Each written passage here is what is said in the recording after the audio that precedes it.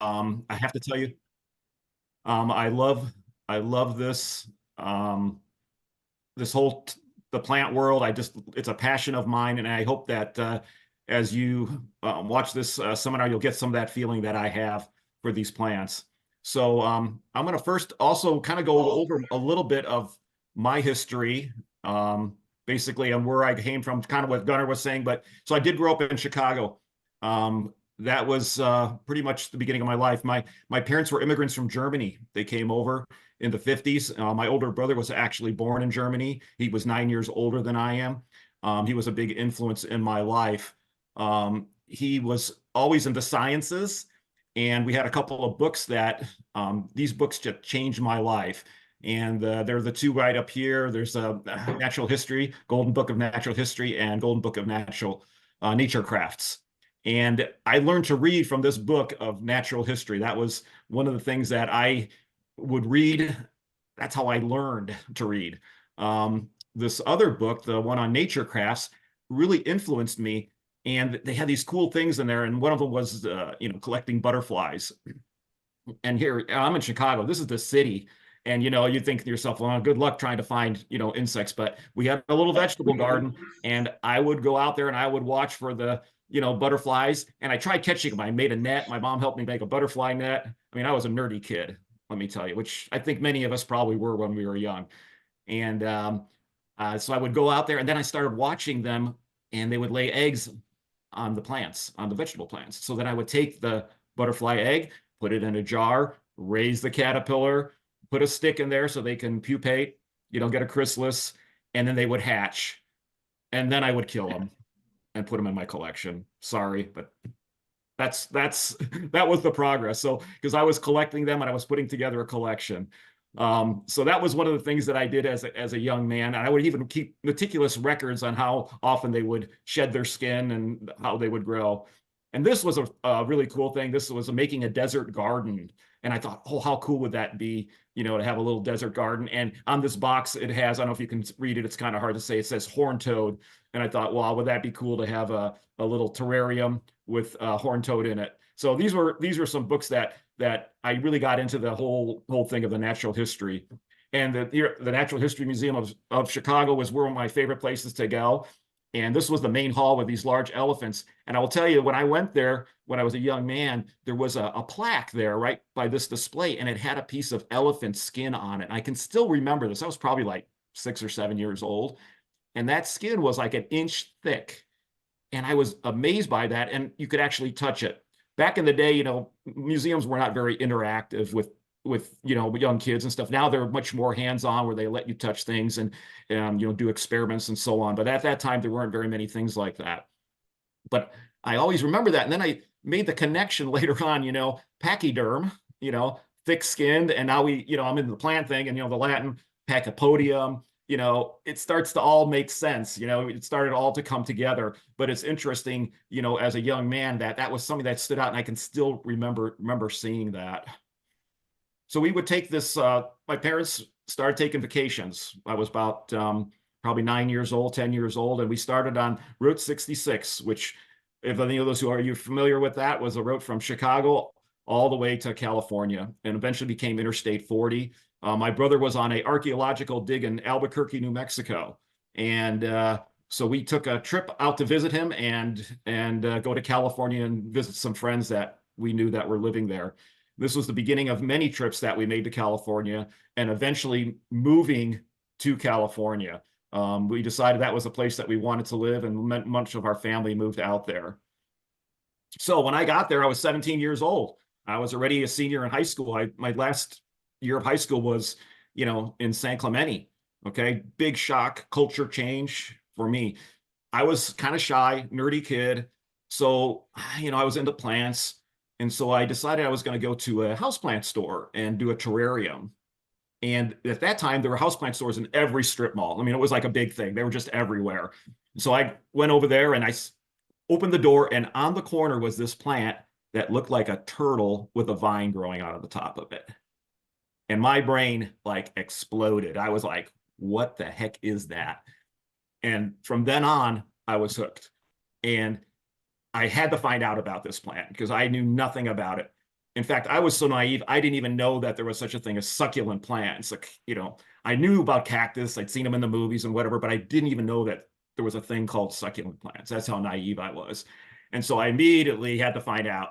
And of course, we didn't have the internet back in that day. So, it was like one of those things where I gotta do some research. So, you go into the library, and I knew that the San Diego Zoo, I had watched a program that had one of the greatest plant collections in the world, and is actually more valuable than the animals that they had at the park. And so I said, I'm going to go down to the San Diego Zoo. They must have a gift store there or something where I could probably find some books on plants. And sure enough, there were a couple of books there by Edgar and Brian Lamb, two Englishmen, and they call it the Exotic Collection. So I bought a couple of those books, and then of course started finding out about the societies, getting more information, and eventually, going to school. It became my passion. Went to school, got my degree, and the rest is history. And here we are today. So this is something that is part of my life. It's an integral part. It's more than just collecting. It's about the love of nature and everything that is so beautiful, that we see every day, and recognizing that. So today my topic is on succulent bonsai.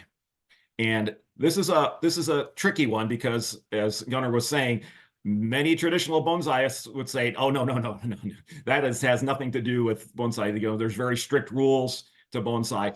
However, for lack of a better term, this is what I'm going to call my presentation. And basically what we're doing is we're going to be trying to dwarf plants, keep them in pots, get them to look probably as authentic as we can to what they might look like in the wild. And that's my goal when I do succulent bonsai. And so hope that I can kind of convey that as we go through this presentation. So here are some basic guidelines that I've come up with, I think, that are important for us to know. So don't rush. There's no rush with this. Take your time. As first-time collectors, we always want to have these big plants. We want to have everything right away that's, looks giant and it's mature and whatever. I have found out over the years of my life, as I'm sure many collectors do, that plants do grow, and they will get more and more beautiful as they grow, and that's okay. Time is all right for these things to take. The process is okay. So don't worry that they're going to take forever to look good. This is part of the fun. When you're choosing a plant, you want to choose a plant that has a look already, that kind of looks maybe miniaturized, or something of a miniature version of what it would look like in the wild. Maybe you're going to try to say, oh, I want this to look a certain way. So it's okay to choose a plant which I call has the look. Okay, that's what you want to do. Then you want to choose a pot. Okay, but the pot needs to be balanced with the plant that you're going to be doing. It can't be too big. It can't be too small. Now, the plants will grow in that pot, and someday you might have to transplant it and put in a bigger pot. That's okay. But generally we're going to be dwarfing these plants. We're going to be keeping them really small and compact. And that's kind of the gist of what we're trying to accomplish. The color of the pot is important, but we don't want the pot to be too dominant. Okay. We don't want it to be one of those things where the pot looks better than the plant. Okay. We want it to look exactly, complementing and just to be there. So don't get too fancy pots. They should be more simple. There's basic forms of bonsai, upright, windswept, cascade. We probably all know those. We've all had bonsai plants, probably. Everybody's tried to grow them, okay? Maybe some of you still have some bonsai plants. I've grown bonsai plants. But I will tell you that traditional bonsai is fairly difficult to grow if you don't give them a lot of attention. They require a lot of attention. I love succulent bonsai because I can get away with not having to take care of this all the time. I call it very forgiving. It's very forgiving. So I would definitely say that's something that you want to, experiment and try out. Traditional bonsais, if you don't water them and it's a hot day, you can lose your juniper or your pine tree. I mean, it's that critical. Whereas a succulent, oh, okay, you go on vacation for a week, you hire the next door neighbor's kids to come water your plants, and they miss one time or whatever, probably not going to kill your plant. Probably going to be okay. You might lose a couple leaves on one of the trees or whatever, but they're going to come back as soon as you get home, and they're going to be all right. So this is why I love the succulent bonsai thing. It's great for kind of a lazy gardener a little bit, which I am sometimes, especially when you have thousands of plants. It kind of gives you a little bit of a break. You don't have to be constantly attending to them all the time. So they work great for that.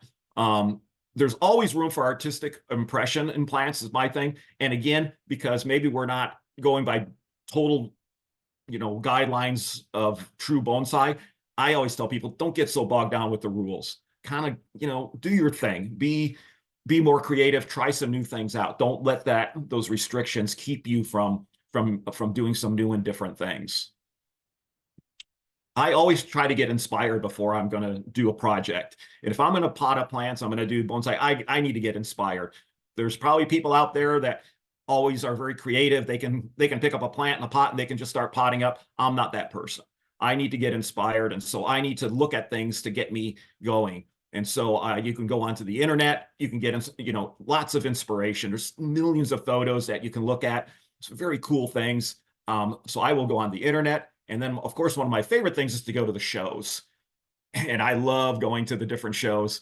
And I am blown away by the quality of the plants and the beauty of the plants. I mean, I grow thousands of plants in our nursery, and we sell a lot of plants.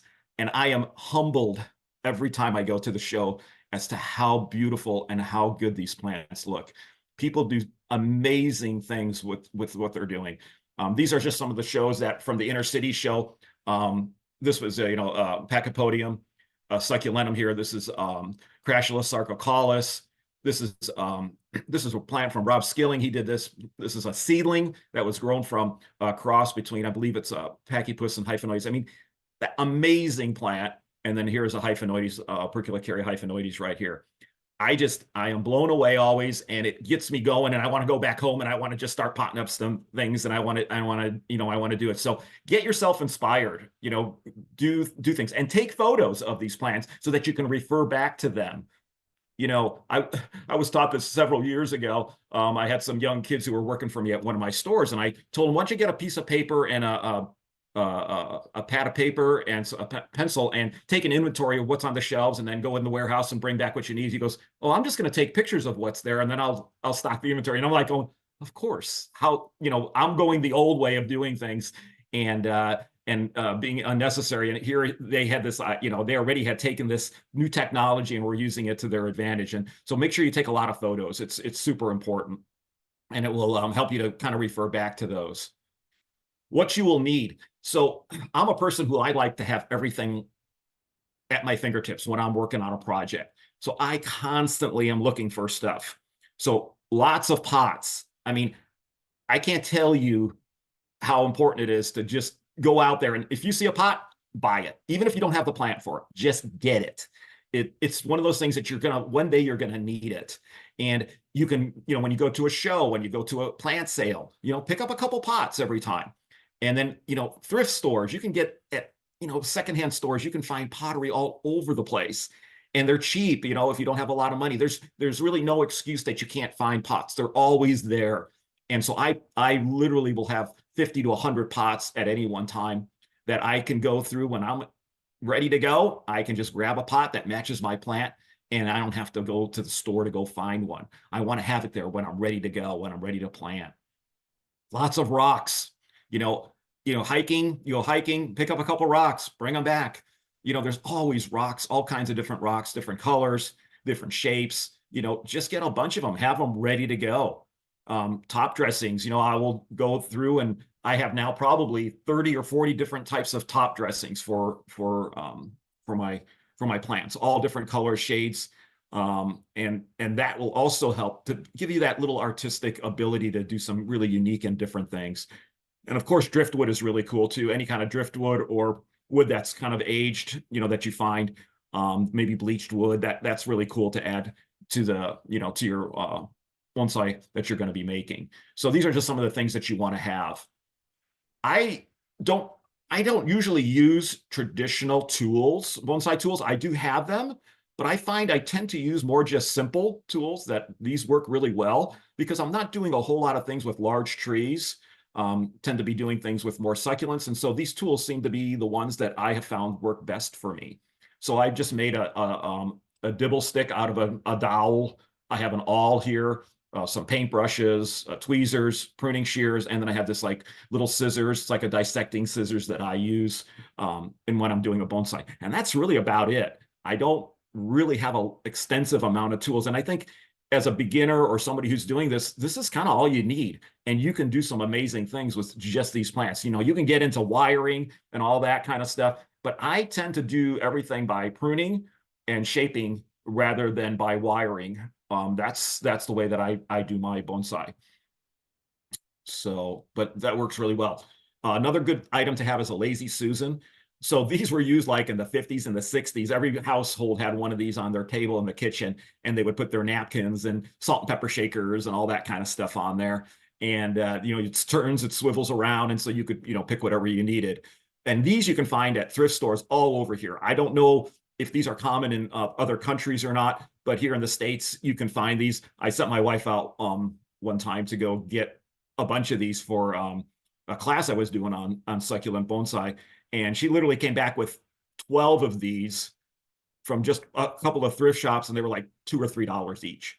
So super affordable, you know, and they're great. You can spin your plant around as you're working on it. And it's one of those things that I think everybody should have when you're going into this process and doing this.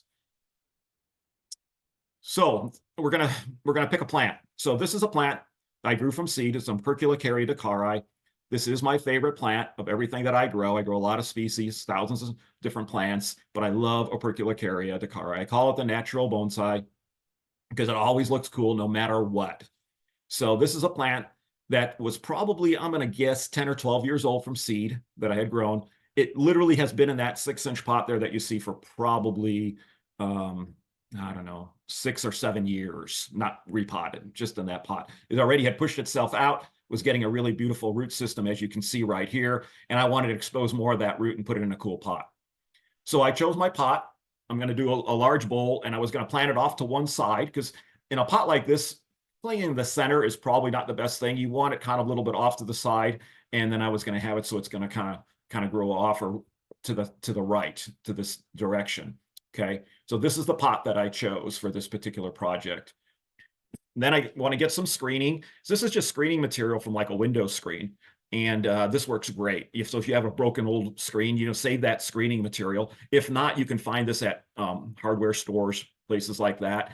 And you can get it in a roll. And I use this all the time, this material. It works great for covering up plants when you're acclimating them and getting them used to new areas and so on. So it's really good material.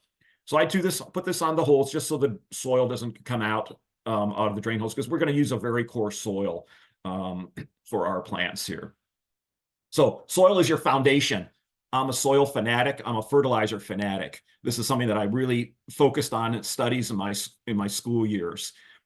It is extremely important. I'm still working on what I would consider to be the best soil that I can use overall as a soil for all my plants. Right now, I'm at a 80% pumice, 20% peat moss mix. This is what I'm using right now for my personal. You may have a different soil mix, and that's just fine. Many people, depending on their climates, where they are, they have found that there's certain soil mixes that work really well for them, depending on how much you water, how much wind you have on your property. There's a lot of things that can dictate what type of soil is going to work best for your location. So please be very aware that experiment, try out some new things. Okay, but mine is 80% pumice, 20% peat. The peat does have a wetting agent in it, but then I'm going to add fertilizer to it. Okay, again, like I say, I'm a big fan of fertilizer, so I use NutriCoat, which is a slow release fertilizer. This is a 13-11-11 with micronutrients, and it has a 270-day release. So for 270 days, I don't have to worry about this plant getting fertilizer. It's getting it, okay?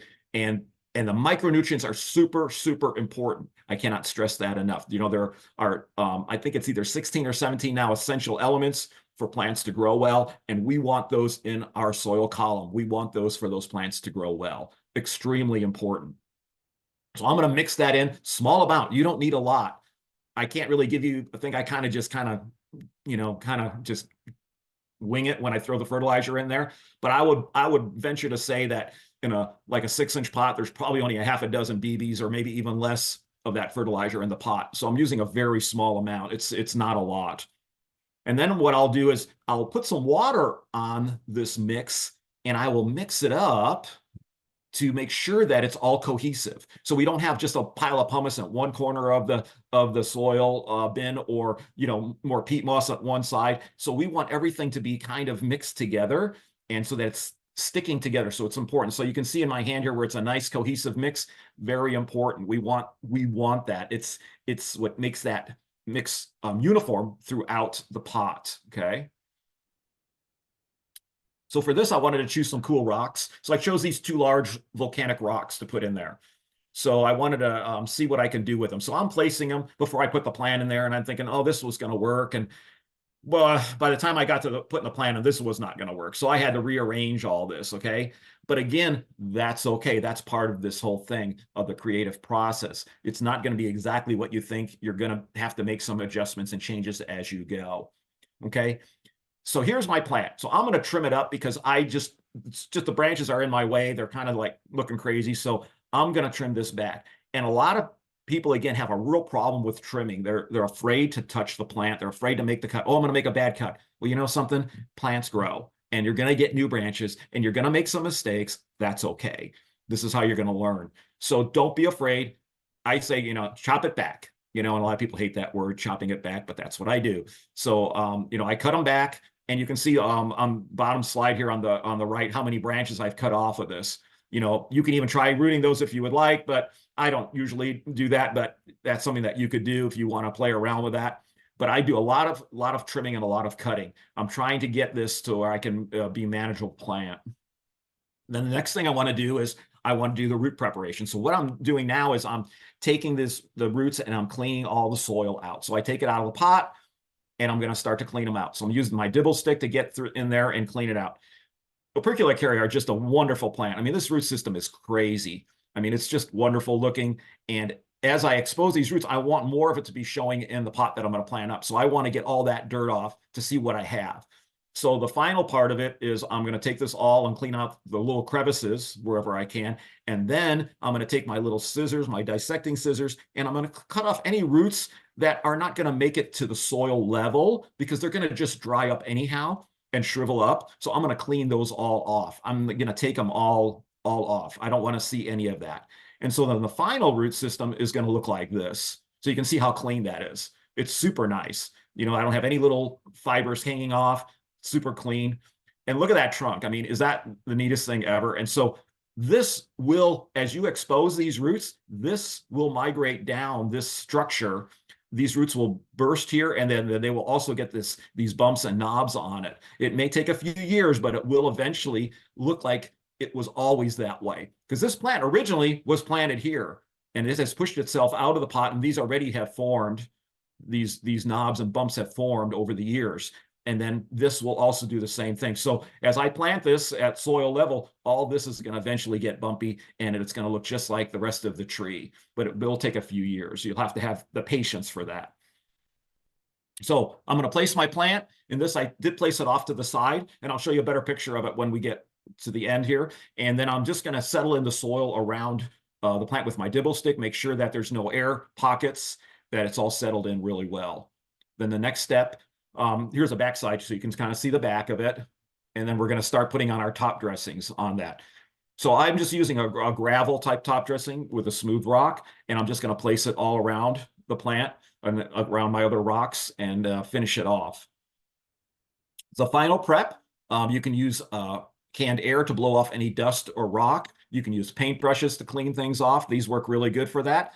And then I'm a real visual person. So when I'm done with this, I want this thing to look really cool. I want it to be clean, and I want it to look good. So I'll get my little mist bottle of water, and I will mist down the rocks so that there's no dust on them, so I can see the colors of them and that it looks all really neat. And so because I want it to look beautiful when it's done, okay? That's my thing. That's my gratification that I get. Very visual person. And so when I'm done, this is what it looks like. Now, this is a little bit weak up here, but I know that in the future, this is going to grow. So I'm okay with that. But you can see how I have the roots all exposed here. I've got this balance. It's off to the side. The plant's going to grow this way. My goal for this is for this plant to eventually have more like a flat top, kind of almost like a savanna tree, like from Africa, growing off to the sides and around. That's what I'm looking for. This may take a lot of years, which it probably will. Here's an updated photo of how the plant looks right now. Okay, still there, same rocks, same place. It's starting to take shape. But this is about 2 to 3 years now since I've taken those photos. So it's still got a ways to go. I'm not done with this plant yet. And bonsai is something that can take time to do. So don't worry about that. That's okay. Eventually I'll probably trim this side down a little bit.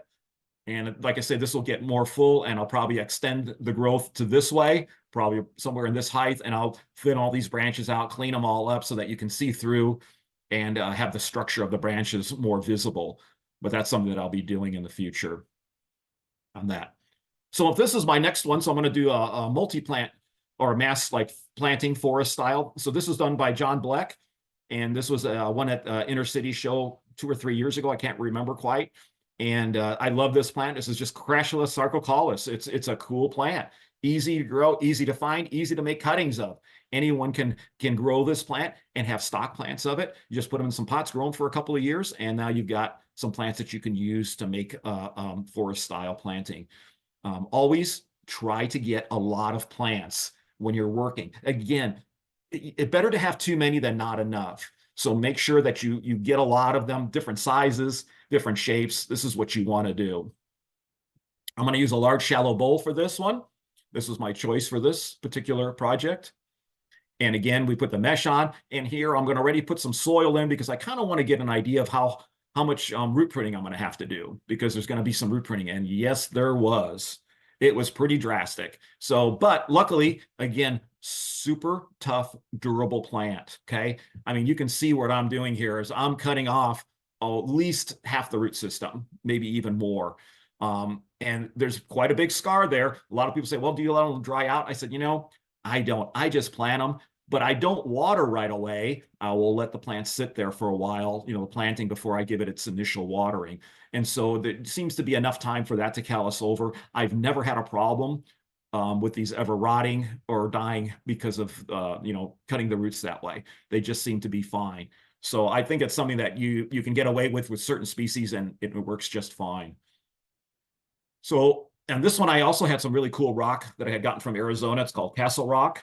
I got it at the Tucson Gem and Mineral Show, which I go to and every year. And I got some of that rock, which I purchased there. And I placed that in here. So that was going to be my rock that I was going to use for this.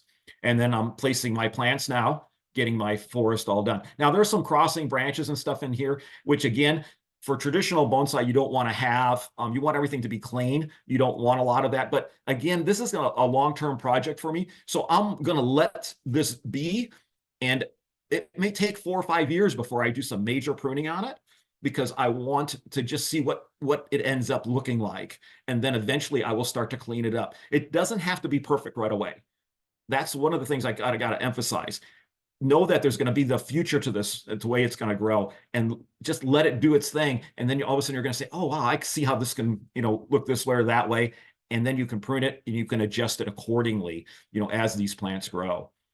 So I'm placing everything in. I've got my top dressing on there, and it's all finished. And so this is kind of what I ended up with. Okay. A little bit off balance and stuff. Not great, but it's okay. And now the plant is looking really good. It's coming along real well. This is, again, a photo that I just took the other day. I've still got a lot of work to do on this. It's not done, but it is looking good. And it does bloom with the red flowers. It's really cool. And right now it's kind of a little bit scraggly because I haven't been watering as much. I kind of tend to grow my plants really hard. And so they tend not to be as lush and full, but that's the way I want to grow them. I want them to look more like how they would be in nature. And so that's something that's just a personal preference of mine that I have. So this is for people who say, well, I don't have exotic plants or whatever, and I can't, I can't afford them. Okay, everybody can get a jade plant. That's one of those things that it's there, Crasula ovata, this particular one is golem. It's there. These are great for a beginner. These are great for anyone. You've got a thick, fat trunk. It looks like a tree right away. You know, you can't go wrong with this. So this is a great succulent bonsai plant. You want to start with one of these. So now you can see, though, what I'm doing is I want to expose the trunk on this, okay? I want you to see the structure. So if we go back to the other photo, you can see how full it was in here. I want to clean that all up. I don't want to see all those branches there because I want to show the trunk. Now, the back of the plant is fine to have branches. That's okay. And even in traditional bonsai, that's how we do it. But we want to expose the front. We want you to see some of this branch structure that's going on, okay? And you can see how much I trimmed off. It's kind of amazing how much you got. Now, these are all future bonsai if you want, right? You can pot those up and you can have plants later on. You know, stick them in, you know, some pots and put them off to the side, and you know, in 4 or 5 years, you're going to have great plants again that you can do some little miniatures or larger ones depending on what you want to do. So it works really good with that. But this is a great plant. I mean, I love this. Like I said, it looks good right away. Okay, you don't have to wait for years. So on this one, I picked a really cool pot. This is a Jerry Garner pot. He's a local gentleman here in San Diego. He does wonderful pottery. And so I chose this pot. And as you can see, we're kind of high right here. Okay, the soil level is a little bit high, but I don't mind the plant being up. That's okay. I'm okay with that. We want to have it a little bit above of the pot level. We don't always want things flat to the surface. Okay. I think it looks better when it's mounded up a little bit. So, but I'm still going to do some root pruning on this because I want this to be lower. That's just way too high. So on this one, I have to do some major pruning also. So again, I'm actually using a saw to bevel the top of the soil off here. Okay. I'm going to bevel this down and then I'm going to cut the bottom off to get it lower. Okay, so that it fits nicely into the pot. Okay, get the right level. So as you can see here, I've done my trimming and now I'm in the pot. So you can see now it's at a much, you know, gradual level. So it's going to go up. It's slightly going to go up, but not too bad right there. And you can see there's the root ball and then the new soil that has been packed in around it. Okay. Now I'm going to do my top dressing. And this is another cool thing. So if you have the opportunity to have different sizes of a particular type of rock, do that. Get all different sizes. And this particular one, I had 4 different sizes that I had. And so I was using these 4 different rock sizes. So I start out with the largest. This is what you want to do. There's a progression here to get it to look natural. So you want to start off with your big rocks, put them in first, okay? Then some medium-sized ones. That's what we're going to do. We're going to do the mediums next, okay? Then we go to the next size. Okay, and then at the end, we're going to use the fine pebbles and we're going to fill in all the cracks. But look how nice that looks, that rock there. Can you see that? To me, that is the way you want it to look. You want it to look like this was just a natural erosion process that was going on. And that's how these rocks just all settled in, you know, from the rains and from a river or whatever it is around the plant. And to me, I think this looks really good. And you can see just the difference from this, where the cracks are showing and everything, to where here now everything is filled in beautifully with tiny little pebbles that are nestled in amongst these large rocks. And that is the way you want to do it. So you start off with a larger, medium, the next smallest, and then the very smallest at the very end. And it works really, really good. And it looks great. And when you're done, I mean, look how good that looks. I mean, that is just, to me, it's a great plant. Who cannot say that that's cool looking? I just love that. Again, I have a updated photo of it. It's still, it hasn't really grown that much. If you look at it, you know, we go back, it's grown a little bit, but not that much. And so you can see that the dwarfing of these plants does happen. I mean, again, this is several years. This is probably 2 to 3 years, okay, since this was done. But the rocks still look good. They're still there. I'll probably need to do some pruning on this. I didn't take the time to do it for this presentation, but there'll probably need to be some pruning here and here. I'll probably do some things to kind of change the overall shape, but that's kind of how it is. And I mean, and these plants are bulletproof. I mean, this thing will live through pretty much anything. So my last one that I wanted to show you is a small ficus. This particular one is Ficus palmeri, and super cool plant. This comes from Baja.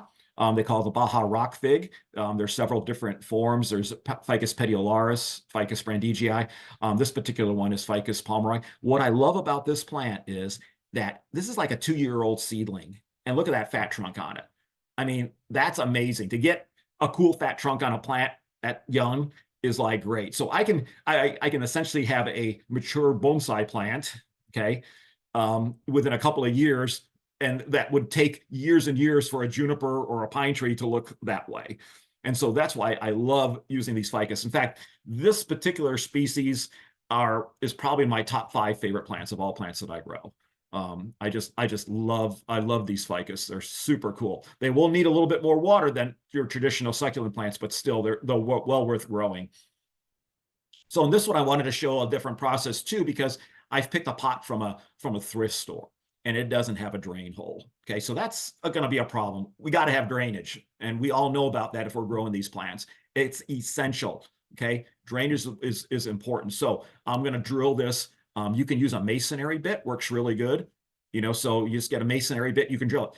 The only thing you have to be careful about is when you push your final push through on the pot, if you push too hard, you can break the pot. So sometimes I tell people, excuse me, to put like a block of wood or something inside there. And so that when you push through, that drill bit hits that block of wood, and the drill's not going to puncture a hole or break the pot. This actually had a crack in it originally, so I was being really careful with it, but I still was able to drill a hole, and it worked out really well on that particular one. So here we're gonna trim our roots again. Okay. Again, I cut a lot of roots off, as you can see. There's not a lot left right here. Okay. But these plants are amazing. They are durable, and it probably lost a leaf or two, but you know, within 3 weeks, it's growing new leaves again. They are that adaptable to the conditions. Super, super tough plants. Very simple. I'm putting it right in the middle of this particular pot. Okay. I'm going to put it pretty flat. This one, I'm not going to mound it up very much. I'm just going to let it do its thing.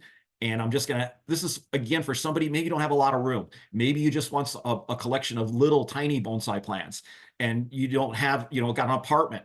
Okay, indoor apartment. This is a kind of thing that you can do. These don't have to be big. That pot's only like 4 inches, you know, across. It's not that large.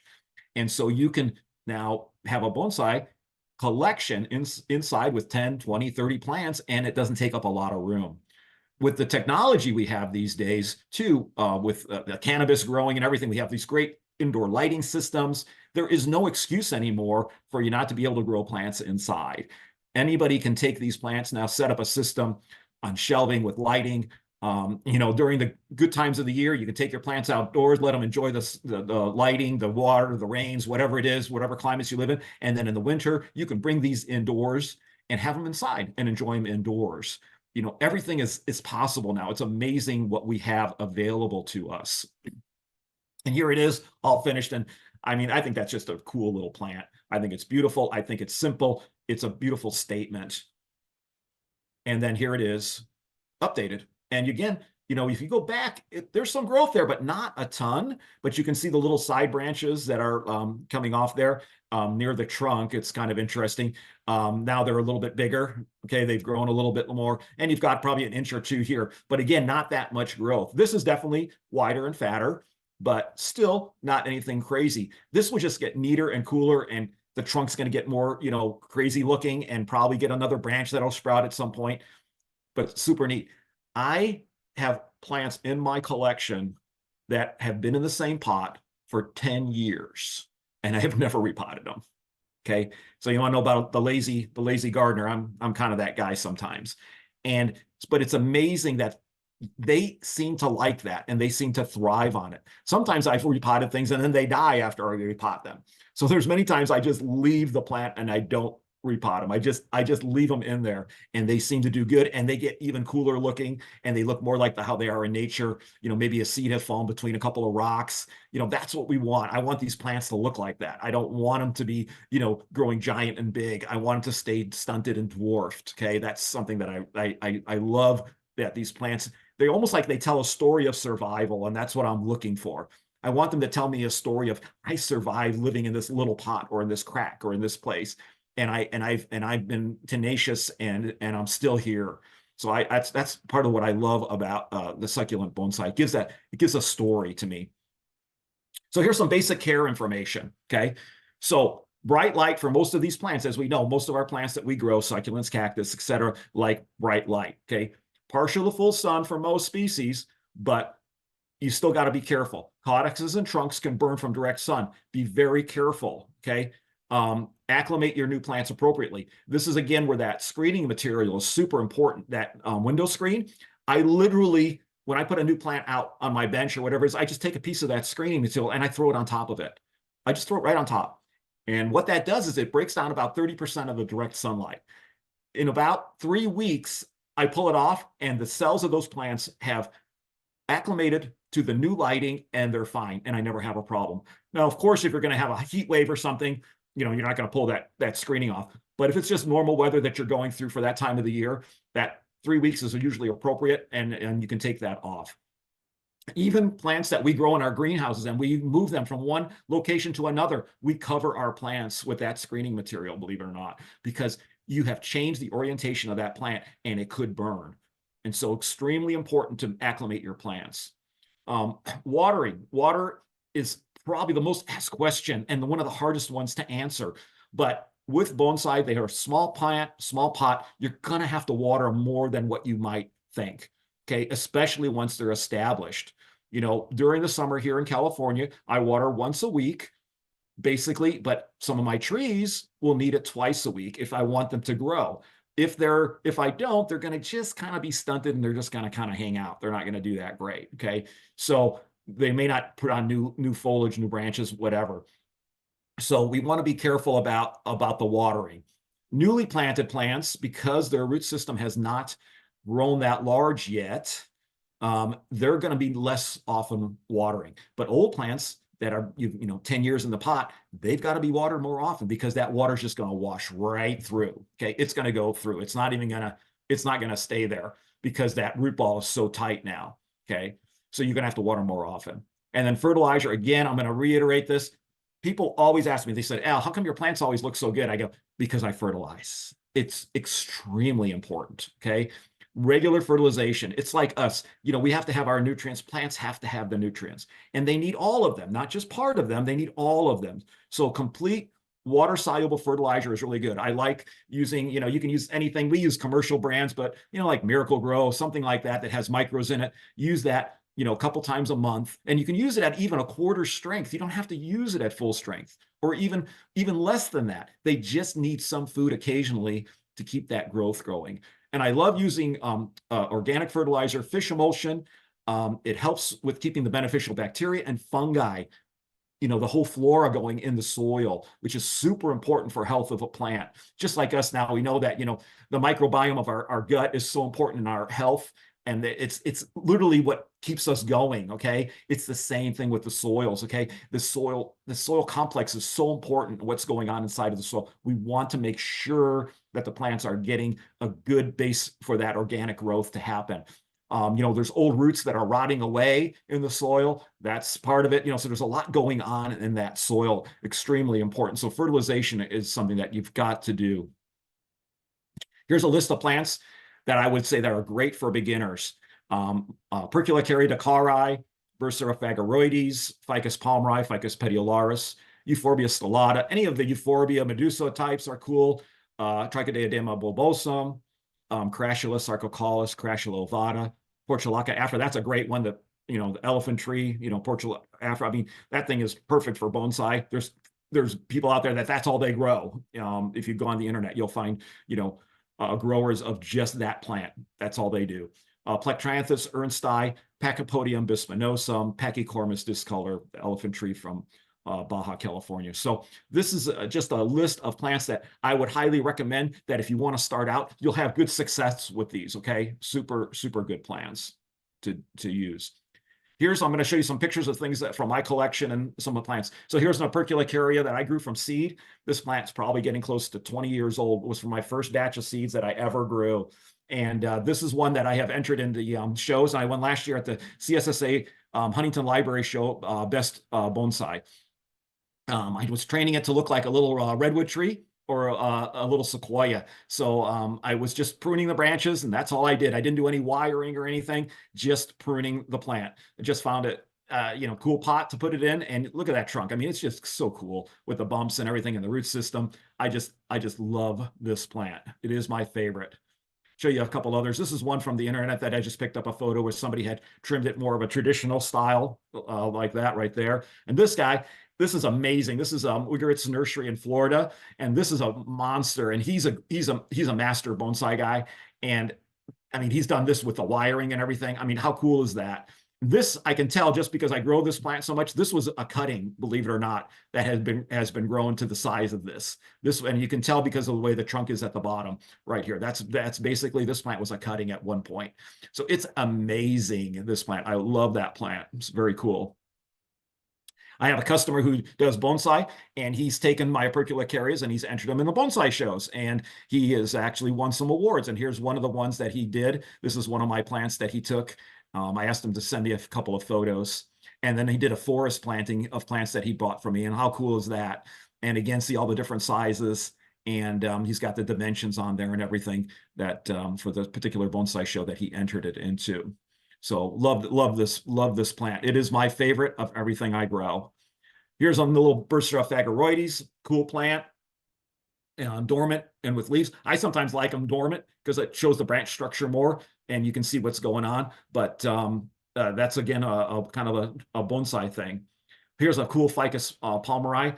I got this plant from Madeline at Grigsby's Cactus Gardens probably, I don't know, 20 years ago. It was probably 10 or 15 years old at that time. So this plant's probably 35 years old, and it's in this little pot, 5-inch pot.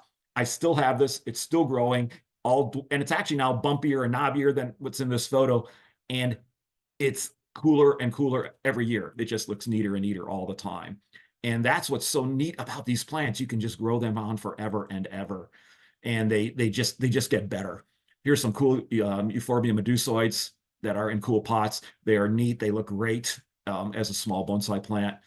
Trichodema bulbosa. This is a wonderful little plant that everybody should grow. Super easy, grows from cuttings. Little purple flowers. If you like blooms, you're going to have blooms on it in the summertime. You can expose the root system, put a rock in there. Again, this is like a 3-inch pot. Been in the same pot 10 years. Have never transplanted it. And it's still looking good, and it still flowers every year and does great. Plectranthus ernsti, another cool plant. This one right here, love this plant. It is easy to grow. It gets nice fat bulbous trunks on it. This plant I have now, it's been in the pot for so long, it's kind of looking really straggly. It probably needs to be repotted, but I entered it in the San Diego show last year, and I even got a judge's award, and I called it my ugly plant because it's so ugly, but it's so cool. You know how you have a plant that's ugly, but it's lovable? This is my lovable ugly plant. And I was joking that we need to have an ugly plant category at the shows so we can have our plants, kind of like they do the ugly dog, category, and you look at those dogs with their teeth, all crooked and everything, but they still are cool looking and they're still cute and they're beautiful. And I say we need to have an ugly plant category because I think there's a lot of plants out there that would be fun to have in that. Pelargonium cotyledonous, beautiful, geranium from St. Helena. They love good air circulation because they come on from an island, so they like a lot of wind. And I have the perfect place. My front patio, it's on a hill. We get constant wind. This plant, I put it in there, planted it straight up, and the wind actually blew it crooked like this. So I actually have a natural windswept plant just from nature. It just did that on its own. Okay, just from the wind. And then pachypodiums are great.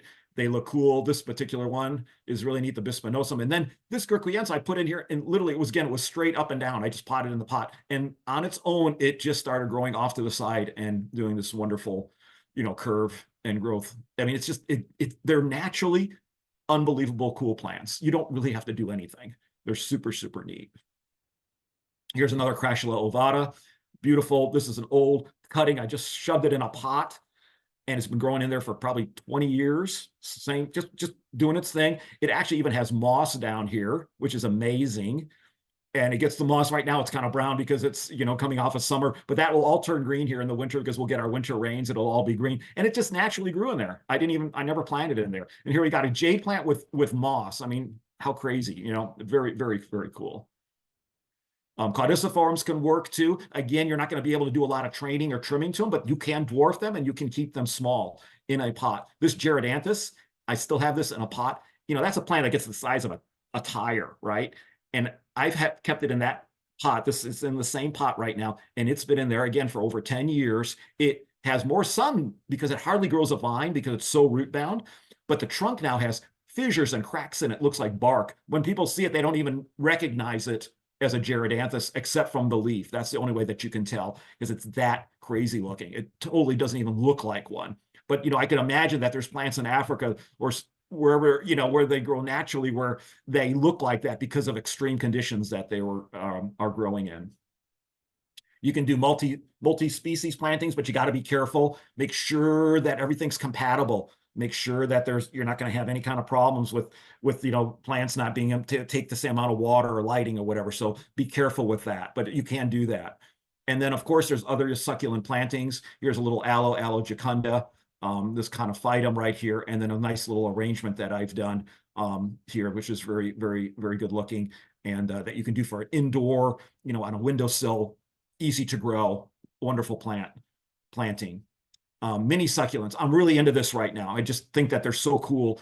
I have this Blueperifolia, Euphorbia blueperifolia. We have Euphorbia obesa there. These are all cool plants that you can put in little pots. And again, you don't have a lot of space, you can do that. I mean, how cool is this? Our Gyroderma with these blue rocks that I found. It's like, what a conversation piece. You put that, on a table or whatever. Everybody, your friends are going to ask you, what is that? Like, what's going on there? How cool is that? So there's a lot of fun stuff like that you can do. At the Inner City Show this year, I was so excited. They had the minis there, a display, and I just fell in love with them. And I mean, look at these cool little things. There's a little ficus there, Euphorbia clavigera, again, plectranthus. But I mean, these are tiny little pots. We're talking 2-inch pots. They're tiny little pots. And look how neat these plants are. I just think that, again, this is something that everybody can do and have a neat little collection of these wonderful, wonderful plants. And then, of course, displaying your collection. So I built this bonsai bench on my front patio. I had a place for them. So I went out and got a bunch of redwood, and I built a bench. And this took me actually not that long. I do have some experience in building, so, probably might take some other people longer, but I had the tools. I have nail gun, saws. It took me about Saturday morning to build this bench. You can see I did different levels, and I purposely built some lower levels like these here because I had some bigger plants that I want to put on there. But then I also built a shelf on the top to show off the plants because I wanted to show everything and so that you can kind of see them very well. So, and since then I have added onto this bench now 3 more times. So it wraps totally around the corner. It's kind of a U shape now where I've got, all these plants on it because, as we all know, as collectors, we're always adding plants. So here's when I first displayed it. You can see this is how I started putting all my plants up on there. When you want to display, you want to put the taller ones obviously to the back, some shorter ones to the front so that everybody shows off well. You want everybody visible. There's that ficus again that I had gotten. You can see that was when it was really young. It's much different looking now. These euphorbias too. Everything is totally filled in the pots and looks way different. But you can kind of get an idea of what that looks like. And then after a few years, this is what it looks like. So it's pretty insane, right? I mean, there's not an inch of space on that bench. I've got it totally filled. And it's kind of like crazy looking, but it's still beautiful. And I still love it just to go out there and look at my plants. So I have some final thoughts that I want to talk to you about. So don't be afraid to take a risk. That's okay. We're going to try some new things out. We're going to do some things. That's all right. Do some things that maybe might not be traditional. I think that's all right. Make sure you're in the mood. Don't just start planting something if you're not in the mood. I have to be in the mood. Now, again, if you're a super creative person, you can probably just turn that on and turn that off anytime. Not me. I've got to be in the mood. We all kill plants. Just know that that's part of this process, and we all get sad. I grow literally thousands of plants, and even if I lose one little seedling, I am sad. But I also know that that's just part of what happens, okay? Not all plants are going to live. I tell young people that come over here and visit my nursery, I say, if you're not killing plants, you're not really a good grower. I hate to tell you, because we're all going to push the limits of these things. We're going to see what they can take, what they can't take. This is how we learn about them. You've got to try new things out. Oh, it's not doing that well here, or maybe I can get it to grow better over here. That's what's going to happen, and occasionally you're going to lose a plant because of that. That's all right. That's part of this process. Love the plants, love the nature, love the beauty. These are nature sculptures. They're nature's artwork, okay? I can't stress enough about the appreciation of what these plants are about. And to me, I want to share that with everyone. It's like, you go to the art museum and you see a beautiful painting and you say, oh, I wish my family was here to see this. This is the same thing. I want people to, I want you to feel like, wow, I want to share this with everybody because of how beautiful this is. This plant that grew through nature and has survived and is still here today. And I have that here in my collection on my bench or wherever in my greenhouse. We're going to learn from our mistakes. We don't like it. That's part of the deal. That's okay. Don't get so wrapped up in being perfect. This is not about perfection. And we have to all get away from that. Lose yourself into the process. This is supposed to be fun. Growing plants is not supposed to be stressful. It's not supposed to be like, oh, this and that. I can't do that. This is supposed to be fun. This is a place where you go to after you've worked a hard day, and you go and you immerse yourself into your plants, and you get that feeling of peace. That's what I tell people. In the end, you want to have peace. Take your cup of coffee in the morning, go walk outside, check your plants out, say hi to everybody. Check them out. Say, are you happy? You losing some leaves. Oh, what's going on here? Maybe you got a bug problem. Maybe somebody took a bite out of you. Maybe a squirrel came and took a bite out of it. Okay, well, I got to do something about that. But that's part of this whole thing. Just know that that's going to be that way. But in the end, be happy with what's going on with your plants. Let yourself get that feeling of inner peace that will, take you for the rest of the day and have a good day. I have a couple of things that I want to share with you before I close up. This is a show and tell. So these are some other things that I am interested in. Here's my insect collection. I was telling you about my insects. I just love nature. Again, the beauty of it. It's amazing. It's totally, most people don't even know these things exist in the world. And I have a room in my house. It's actually where I'm sitting here right now, but it doesn't show, but I call it the museum room. And I'll always have any young kids who want to come by, they get a chance to see some of these things and hopefully expose them to the beauties of the natural world. I have a fossil collection that I've been collecting for many years. I go to the Tucson Gem and Mineral Show in Tucson almost every year. And I would encourage anyone who has never gone to go. There's 5,000 vendors from all over the world that come into Tucson, and they bring crystals, minerals, jewelry, meteorites, mammoths, dinosaurs, whatever you can imagine, it's there. It's one of the craziest places to go, and it's just wonderful. And I would encourage anyone, if you haven't gone, you should at least go once in your lifetime. It's worth seeing. Amazing place. And then I have other collections too, of course, petrified wood and plants, because that's what I'm into, minerals. And then there's pine cone collection, which everybody says, what the heck is with the pine cone collection? Well, I'm just going to tell you one quick last story. So this was a little lady who would come to my store. Her name was Miss Kitty. And this is when I had my Christmas store in Escondido.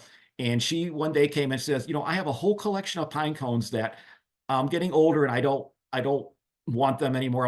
I want to get rid of them. Would you be interested in purchasing them? And I said, well, let's go take a look. So in her trunk, she opens this up, and here's like 10 boxes, flat boxes with hundreds of pine cones, perfectly cleaned, not a speck of dust, not a twig, nothing on them.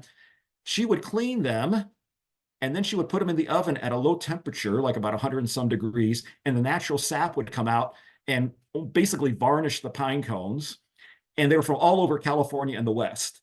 So here's this wonderful collection of pine cones. And she wanted us, because we had a Christmas store, that we were going to put them in wreaths and arrangements. And I said, I'm going to buy all of them. I'm going to buy them all from you.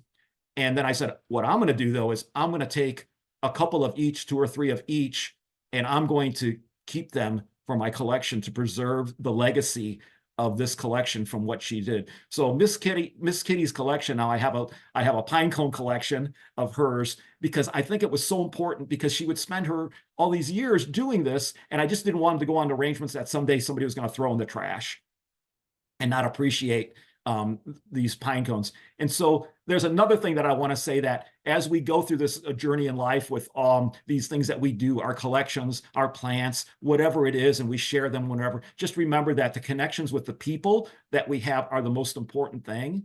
And that's going to be something that we take with us forever. And so make friends, go to the meetings, go to the club meetings, make those connections. and you won't be sorry, because you're going to hear great stories about life, and great memories. And that's the end of my talk. And thank you so much for listening. And I hope that that you got something out of it. And hopefully we'll try this succulent bonsai out.